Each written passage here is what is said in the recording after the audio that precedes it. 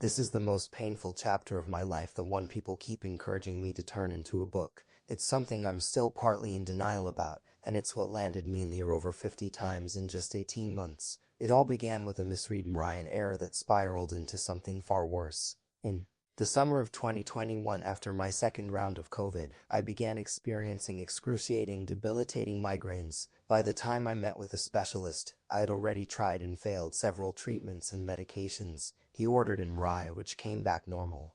Despite that, he diagnosed me with a rare condition called a calf cerebrospinous fluid leak and scheduled me for surgery. What I didn't know at the time was that I didn't have a calf leak at all. The surgery made things worse. Eventually, the doctor admitted there had never been a leak, but my worsening pain was repeatedly dismissed as if my suffering was invalid because I wasn't giving birth. Next, he ordered an angiogram. Again, the results were normal, yet he gave me another diagnosis: intracranial hypertension. This time, he put me on blood thinners, which only made me sicker. I could barely move, eat, or use the bathroom. I didn't even know it was possible to be in that much pain. Throughout this ordeal, I made countless visits. I had never experienced such cruel and dismissive treatment before. I was accused of being dramatic or seeking drugs, while the female medical staff showed compassion. Many male doctors treated me with condescension and disbelief. Eventually, I discovered the truth. I had been misdiagnosed not once but twice and suffered serious harm because of it. Even more disturbing was learning that I wasn't the first person this doctor had hurt. He had knowingly misdiagnosed me, something I only uncovered through medical records he likely never expected me to see, never thought I would get a hold of, as he blatantly refused to let me read them. I haven't been the same since that surgery. It's like a part of my soul has died, and I'm now morbid and bitter. I never had anything he diagnosed me with, and the blood thinners were slowly killing me. The point of this story is to advocate for yourself as a patient for anything you might be struggling with. It could save your life. I hope no one here ever has experienced something similar. Edit 1. I'm not diminishing childbirth, for heaven's sake.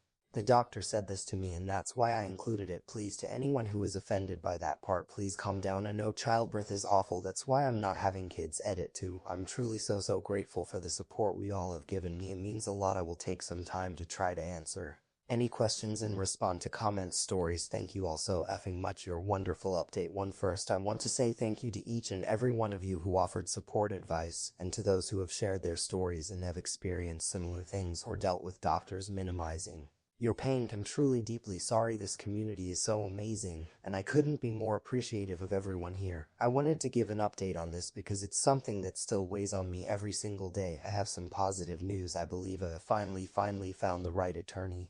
She will not only help me, but she wants to look into having my former doctor's license revoked through the state medical board. I've heard more and more about how this doctor does this to other patients. I've even spoken to a few of them and feel so awful knowing they too have suffered at the hands of a man wanting to be like. Drive death. For a bit of bittersweet news, I recently did a test and learned how bad the nerve damage is. I am looking at having nerve decompression surgery in the head skull brain to help alleviate symptoms. It's not too invasive, but it's a hard few weeks of recovery in a hospital, and I have a lot of allergies to medications, but I'm hoping for the best. Thank you so much to everyone here. We all are wonderful. Update 2. Most of the comments were very supportive, but I want to address some of the issues that were brought up. My story isn't fake. It never was fake. It never will be fake. I wish it was. This story was not fabricated due to my alleged hatred of men. As a few individuals commented, I don't hate men, I do hate some of their behaviors, but I would fully hope someone to call me out if I acted that way. It's a mutual feeling. I wouldn't expect someone to put up with me acting like an ass. One of the things that was brought up was my medical records and my diagnosis. I'll try to be as concise as possible. My medical records have damning information. 2 of my correct diagnoses are recorded on these records. However, the verbal diagnosis and treatment plans via paper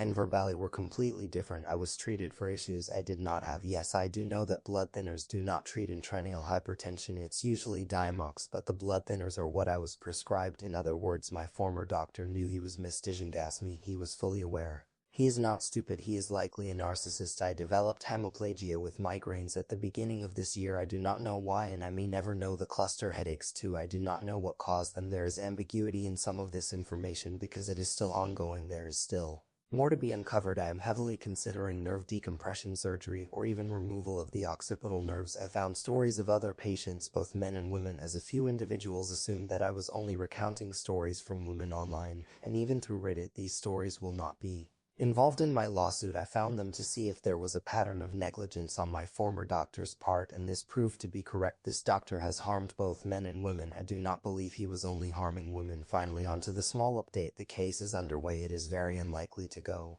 to trial. I have too much on him for any sort of major defense. I'm hopeful, but this entire thing is so emotional for me. It's hurtful to know people assume I am lying about my story, but it's Reddit. These people don't know me, and I'm not going to spend hours upon hours trying to convince strangers of my truth. They weren't there. Thank you to everyone who has offered kindness and support. I really appreciate it. I will update one final time when my case is settled. Until then, I'm just trying to heal psychologically and physically. Update through May 1st, 2025. Hi everyone, I just wanted to share this without it becoming a long wall of text. I was admitted to the hospital last night after what I believed to be a 7-day and counting migraine. It took me making a scene and probably coming off as a bit ridiculous to have anyone take me seriously enough. Usually when I visit the emergency room I get strange looks and oftentimes hurtful comments. Maybe it's because migraines are invisible to most onlookers, but I digress. After what turned into a 24-hour-long visit with multiple doctors, imaging rounds of Toradol infusions, and even lidocaine injections to the skull, I spoke with a migraine specialist. This is a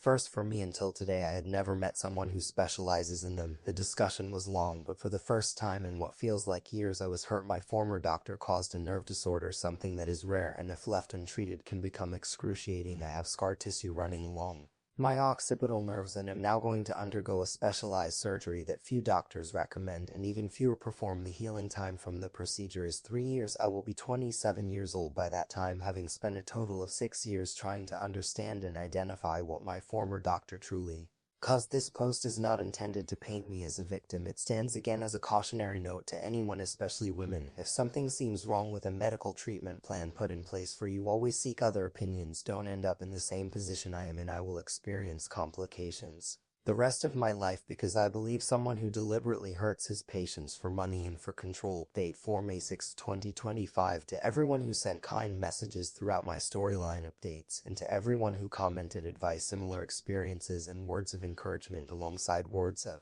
sorrow, thank you from the bottom of my heart. This community is truly wonderful, and I am so grateful for everyone here. I didn't think I would be posting an update like this so soon. I wish I could say this update is positive, but unfortunately it isn't. I'll start off by confirming that everything I have said about this doctor is true. My story is true, backed up by 10+ inches of concrete, concise evidence. The other testimonies about him are true. The fact that others have been harmed by this doctor is horrifying. I cannot tell you all how many times I've broken down sobbing because someone else reached out to me with a story like mine. The attorney I believed was in the process of helping me. He lied to me too. I suspect he knows this doctor and is perhaps friends with him. I believe this doctor is paying people off to avoid legal consequences. I have never been told I didn't have a case, but no one has been willing to initiate a lawsuit towards the single doctor. Other doctors face lawsuits that I can find through public records. Not this one. Not once have I found anything other than review after review detailing the horrors this man has inflicted on others. It started in late 2020 with a